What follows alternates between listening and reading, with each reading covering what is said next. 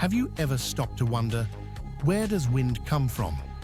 Well, it all starts with the sun. The sun heats the earth unevenly. Some places get warmer than others. Warm air rises because it's lighter and cooler. Heavier air rushes in to take its place. That movement of air, that's wind. On a bigger scale, Earth's rotation and different temperatures create giant wind patterns that move weather across the planet. So next time you feel the breeze, remember, it's all thanks to the sun, the earth, and a little bit of science. Remember to like and subscribe.